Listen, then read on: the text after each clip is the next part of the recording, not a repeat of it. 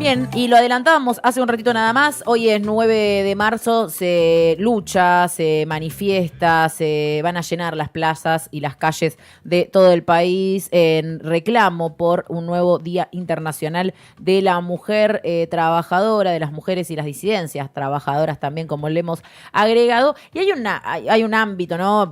Estuvimos hablando un poco del desmantelamiento de las políticas públicas, Sí. del impacto de las crisis económicas sobre este sector particularmente vulnerable. Y vamos a adentrarnos ahí, ¿no? Justamente en la economía y cómo impacta, por ejemplo, algunas políticas de este contexto, en particular lo que fue la reforma laboral. Estamos ya en comunicación con Lucía Sirmi Obón, economista feminista que, bueno, nos ha brindado estos minutos. Lucía, ¿cómo estás? De este lado, Delfina, Malena y Franco, te saludamos. Hola. Hola a todas, a todos, ¿cómo andan? ¿Cómo Bien. estás? Bueno, primero que nada, gracias por tu tiempo. Varias consultas, por lo menos de mi parte, para hacerte, porque cuando uno va hablando, ¿no?, de la economía, a veces se va perdiendo, ¿no? Mencionar que, bueno, recién hablamos, ¿no? Cae la industria, se despiden masivamente trabajadores, cae la venta minorista. Pero cómo eso impacta en particular, ¿no?, sobre un sector que históricamente viene siendo el más vulnerable, el que tiene los trabajos peores pagos, más precarizados, esta reforma laboral, digo, ¿en qué situación, cuál es el gráfico de la situación de hoy en día para las mujeres y disidencias en la Argentina? Yo diría que es una situación de mucho endeudamiento. Ujú. Primero, por esto, iría un pasito antes en esto que vos decís de los sectores, que no es solamente los sectores que están cerrando, sino que cuando vos mirás cuáles son los sectores que crecieron en Argentina el año pasado, ninguno nos incluye a nosotras, Claro. ¿no? Primero que son tres sectores que generan muy poco empleo, porque estamos hablando de agro, pero no mujeres rurales, sino agroexportadores. Ujú. Nosotros estamos bastante lejos de ahí y en general genera más del 1% del empleo del país, ¿no? O sea, es un sector que emplea mucho. Después el sector financiero, que creció por un ejercicio simplemente contable de que bajó el riesgo país, entonces los papelitos de Argentina valen más. Ahí no se empleó a nadie nuevo. Y después la minería y la energía, que son los proyectos que están llegando en este régimen que armó Milei, infinitamente generoso para la inversión extranjera, son sectores, son sectores que en sí a nosotras no nos contratan, o sea, son sectores muy masculinizados. Entonces, después ves el desarme de la industria y adentro de la industria, particularmente el sector textil, que ese sí nos emplea a nosotras, ¿no?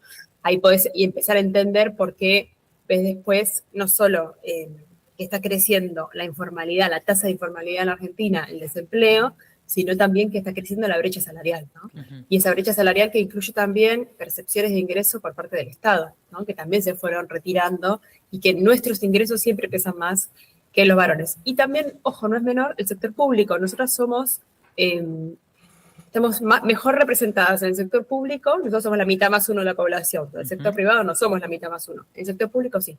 Ajá. Imagínate que solo a nivel nacional se despidieron 60.000 personas, pero después tenés que contar las provincias y los municipios, y ahí podés imaginarte que estamos muchas de nosotras. Así que hay muchas razones laborales para marchar hoy, pero yo diría que mucho más que eso, porque no es solamente lo que pasa con el contexto, sino el tipo de sociedad que se está Mm. discutiendo a futuro y la falta de nuestra voz ahí.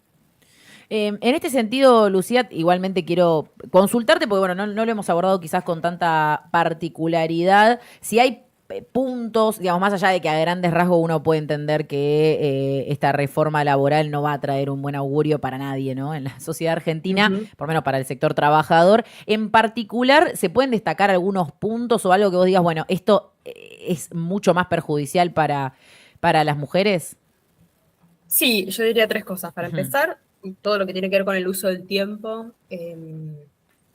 Pareciera que lo incorpora como para ayornarse a la realidad, pero en la práctica lo que hace es darle más derechos al empleador y profundizar un problema que ya estaba, que es que los tiempos, por ejemplo, del trabajo y la escuela no enganchan. Nadie pensó Claro. que encastre vacaciones laborales con las educativas. Ujú. Entonces, si encima ahora te fraccionan las vacaciones, vas a estar más complicada que antes para ver qué haces la otra semana con el pibe dando vueltas en tu casa. Ujú.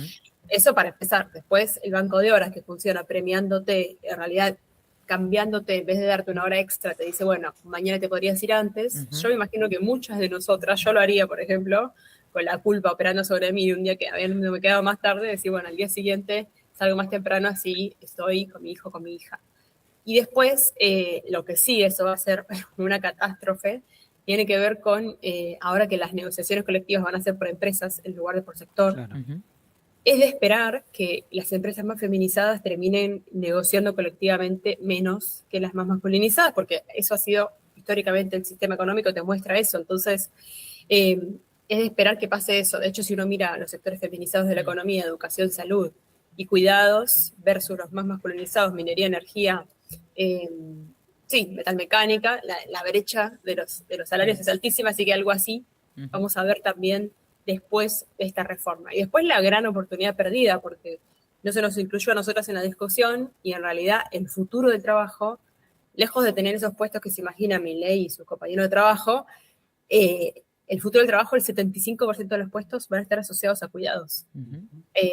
Y a temas que venimos reclamando nosotras que debieron existir como política pública, desde empezando por las docentes de la primera infancia hasta los cuidadores domiciliarios, las trabajadoras de casas particulares, que en la reforma lo único que cambian es el periodo de prueba, como si esa fuera la razón para no registrar una trabajadora de casa particular. Yo no conozco ningún caso que esa sea la razón, conozco muchos otros casos, ninguno aborda la ley.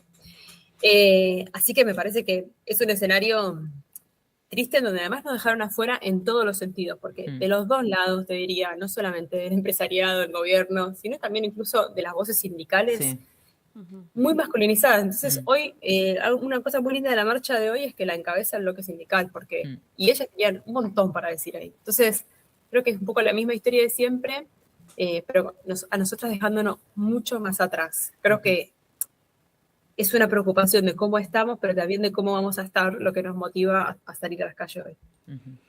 Lucía, ¿cómo te va? Malena te saluda de este lado. Bueno, yo quería consultarte por una cuestión de salud, ¿no? Porque las mujeres somos en gran parte de las que ponemos más dinero en salud más que los hombres. Y quería consultarte sobre esto, ¿no? Sobre cómo ves hoy la salud pública, cómo ves que cada vez funcionen menos las obras sociales o para mismo las mujeres jubiladas con el PAMI que no funciona muy bien. Bueno, quería escuchar tu punto de vista. Sí, yo creo primero que en general la Argentina tiene una discusión pendiente sobre la salud, sobre el sistema de salud, que nunca funcionó perfecto. Tiene muchas cosas que son superpuestas con el sistema de obras sociales y las prepagas, incluso superpuestas territorialmente, que en muchos otros países se trata de no hacer eso porque es ineficiente. Dicho eso, y digamos, la cuenta no cierra en múltiples sentidos. Hay cosas de inversiones de infraestructura de cuidado que podría hacer que la cuenta le cierre mejor también a las obras sociales, pero eso está muy lejos todavía de la discusión pública, diría. Dicho eso, nosotros venimos monitoreando en los informes de la cocina de los cuidados, que les invito a mirar, están en la página del CELS, cómo viven las personas que cuidan y reciben cuidados, y el desarme de las políticas de salud es total. O sea, de 50 políticas de cuidado quedan solamente 3 vigentes, son todas de transferencia de ingresos, todo el resto está desarmado y se van a desarmar o ir para atrás con logros que teníamos, porque vimos que el año pasado creció la mortalidad materno-infantil, ¿no? Que era algo que venía en caída hace mucho. Podemos esperar lo mismo de las políticas de salud sexual y reproductiva, que son las responsables del éxito, porque es un éxito, de la caída de la tasa de natalidad adolescente, ¿no? Que teníamos en 2018 80.000 nacimientos y en 2024 tuvimos la mitad, 39.000 nacimientos, y la verdad que es un súper éxito, porque yo no conozco a nadie que no diga públicamente que no quiera que la pobreza en Argentina baje, y no hay nada más empobrecedor que ampliar tu familia sin haberlo querido. O sea, y hacerlo antes de poder haber armado tu proyecto de vida. Entonces me parece que eso no se termina de celebrar lo suficiente y al mismo tiempo se desarman esas políticas, porque lo que están denunciando los centros de salud es que no solo no llegan las cosas de nación, sino que un poco las provincias hacen como un efecto espejo cuando empiezan a ver que hay retroceso con esas políticas, ¿no? Claro. Lucía, con respecto, buen día primero, con respecto un poco a parte de todos estos ejes que quizás hace muchos años naturalizábamos como que tenían que ser parte de una política de Estado casi indiscutible, no solamente a nivel nacional, sino a nivel provincial. Incluso algunas provincias han avanzado en esa línea también. Pero sobre todo en esta perspectiva de la que hablabas a largo plazo y que destacaba recién cuando respondías una de las preguntas alrededor de que los trabajos van a tener o van a estar concentrados principalmente en tareas de cuidado. ¿Cómo analizás lo que se venga después y ¿cuáles son los ejes de la agenda, de una agenda feminista, de cuidados y demás que tiene que estar, que hay que hacer hincapié, que hay que reforzar y discutir? Excelente. Bueno, tenemos un documento en Futuros Mejores que les invito a mirar que hace este ejercicio. Yo creo que este ejercicio hay que hacerlo todo el tiempo. Es un hermoso antidepresivo para esta realidad y además porque se necesita esa agenda alternativa que cuando existió fue lejos de ser cara, era solamente 20 centavos de cada 100 pesos que invertía el Estado Nacional y obviamente eso no alcanzó, obviamente que no alcanzó. Yo creo que para adelante es pensar la política social con perspectiva feminista y la política laboral, o sea, cruzar un poquito más. ¿Por qué digo esto? Bueno, política laboral. Argentina sí desarrolla esto que te digo, cuidadores domiciliarios de personas mayores, docentes para todas las infancias y 2 docentes por galita, no un docente con 20 pibes, que es lo que pasa ahora, ¿no? Servicios de cuidado de personas con discapacidad, toda la infraestructura social que eso implica, podría generar 1,8 millones de trabajadores del cuidado asociados, nuevos puestos de trabajo. Ahora, tenés la realidad muy lejos de eso, que son trabajadoras de casas particulares, claro, que básicamente las familias buscan una mujer de confianza, nada más, y además no la registran. La registración de esas trabajadoras para nosotras tiene que ver con hacer política en el territorio buscando a otros actores que también se responsabilicen. El que atiende en la puerta del country le tiene que exigir a la familia que la trabajadora que entra esté registrada. Así como lo exige con una obra, le piden la RT, eso lo podrían hacer perfectamente. Lo mismo las administraciones de consorcio, lo mismo las áreas de recursos humanos de las empresas. En vez de preguntarte si querés tener hijos, que es una pregunta ilegal directamente, deberían preguntarte si tenés hijos, quién los cuida, te ayuda a registrar, ¿no? O sea, hay un montón de políticas que están afuera de la ley de contrato de trabajo y que tienen que ver con un Estado activo y eficiente y sobre todo que presuma, o sea, que pueda haber ingresos y diga, acá hay una trabajadora de casa particular. Eso lo puede hacer el Estado Nacional, lo hacen los países más ricos. Y después yo creo que hay algo con la política social que está profundamente feminizada la pobreza, pero los referentes que la disputan son todos tipos, aún de las organizaciones sociales, y todavía prima una idea de alguien pobre que está tomando mate en su casa y que es un varón, y que ese varón tendría que conseguir un trabajo. Y cuando miras los números, primero son todas mujeres, la mayoría ya trabaja, de todas las personas pobres. Entonces hay que pensar políticas, no una bola gigante de políticas que después dicen, uy, mira cuántos planes hay, sino ver las necesidades. Ahí hay hogares monomarentales, bueno, ayudarlas con la cuota alimentaria, hacerles un fondo de garantía. Hay madres de chicos con discapacidad, ellas dan una remuneración porque si la discapacidad es muy grave, no van a poder hacer ninguna otra cosa más que estar cuidando, darles un apoyo y no les vengas a los 2 años de preguntarles si salió de la pobreza, porque va a estar en el mismo lugar. Te estás cuidando, estás en el mismo lugar. Y después tenés las cuidadoras comunitarias, que son cerca de 150.000 en el país, y ahí también tenés gente que ya está trabajando, que deberías registrarla y remunerarla. Y en ese sentido, el empleo del futuro tiene mucho que ver con el sector público, más que con el privado. Y eso lo puedes ver en los países que tienen la tecnología más avanzada y que tienen los sistemas de cuidado más desarrollados, también porque la población ya envejeció, ¿no?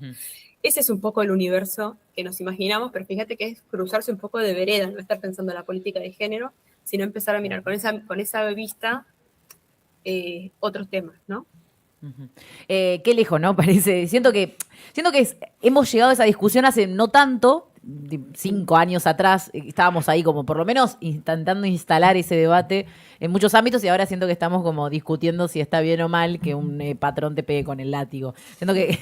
Siento que ha sido muy abrupto, ¿no? La caída del debate público, por lo menos. Justamente en ese contexto, digo, ¿cómo ves vos este 8M en particular? ¿Cómo ves al movimiento feminista en este escenario? Mira, yo digo siempre con orgullo que es toda nuestra la que pasó. O sea, ¿qué quiero decir con eso? Que nosotros tuvimos un montón de agenda. Faltó agenda, yo no los vi sobrepasados a los macroeconomistas y a los abogados laboralistas con los temas que nosotros traíamos. Así que si faltó agenda, faltó en esos lugares y no es responsabilidad de las políticas feministas. Ahora, tocamos intereses, entramos a todas las casas. Las preguntas que los feminismos trajeron a la sociedad entraron a todas las casas. Y parte de eso está ahí afuera, sí, es la reacción también, porque hay una posibilidad de perder un privilegio. ¿Qué creo que sí falta? La construcción de esa parón alternativa. Y eso los propios seguidores de Milei dicen que en un momento identificaron eso, que estaban perdidos. O sea, como que no creo que sea nuestra responsabilidad construirla, tampoco tenemos que maternar todo. Sí me parece que es importante que que aparezca la voz de esos varones que están cuidando, capaz no perfectamente, que también son hijos del patriarcado como todos, seguramente hicieron cosas mal como todos, esto es sistémico, no es personal, pero necesitamos que aparezcan porque yo sigo la norma de dividir y gobernarás, o sea, y nosotros estamos divididos del otro lado, la verdad. Si tenemos ellas versus ellos, no va a ningún lado, pero si hay varones que pueden mostrar eso alternativo, que alcen la voz y piensen que decir que ser un varón que cuida tiene beneficios y dejen de pensar que es desmasculinizante, creo que ahí se arma algo piola. Creo que lo que pasa hoy es síntoma, hoy y ayer, es un poco síntoma de lo que está pasando en la sociedad. El mundo está cambiando, el trabajo, ¿cómo es parar en este contexto?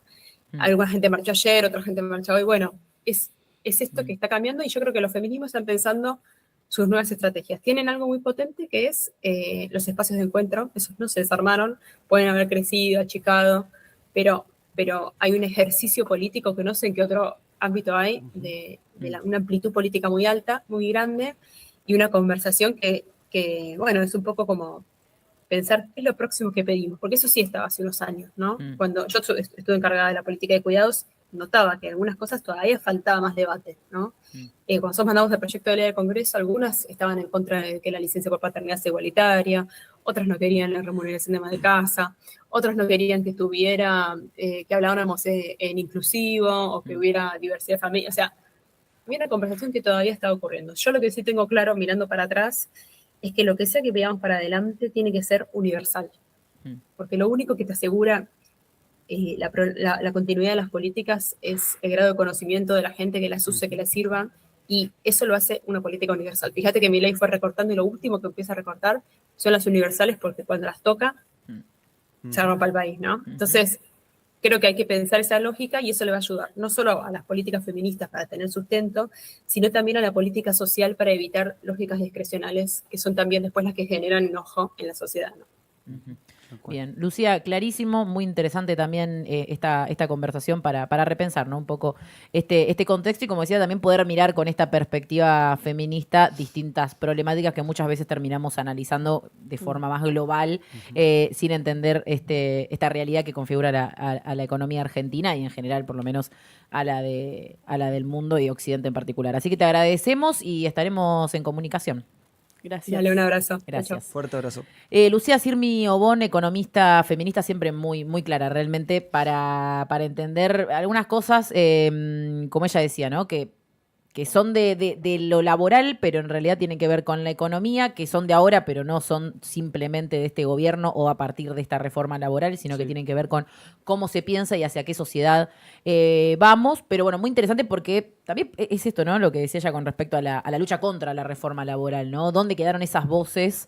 Y dónde van quedando esas voces a la hora de un reclamo, a la hora de debatir ciertos temas, y bueno, hay una movilización en el día de hoy que quizás no sea tan masiva como las que veníamos viendo en los últimos años, pero que eso no tiene que ser un motivo para bajonearnos, sino bueno, para encontrar y buscar obligatoriamente nuevas estrategias. Ni bajonearse ni pensar que está la cosa perdida o desorientada o lo que fuese. Y creo que uno de los elementos que tiraba recién en la última respuesta, alrededor de la necesidad de la apropiación también, ¿no? De la conquista, que es esto que ha pasado en todos los procesos de la historia que imaginemos, esta cuestión de no sentirse parte de algo que es un derecho propio, ¿no? Y esta cosa difícil de creer que las cosas caen del cielo y que no hay un ejercicio de derecho ahí, que hay un ejercicio de plantear que esto es lo que nos empodera o nos pone en mejores condiciones frente a una realidad horrible como la que se vive. Así es. Bueno, ante la realidad horrible tenemos un montón de cosas más para contarles, para profundizar, para conversar en este día de hoy, así que vamos a irnos a la tanda y vamos Sigan a mandando volver. mensajitos y esas cosas, ¿eh? Ajá, así es. Ahora leemos. Según la RAE, una trinchera es una zanja defensiva que permite disparar a cubierto del enemigo. En esta trinchera, batallamos con ideas para desmontar los monopolios informativos. Radio Trinchera, porque la verdad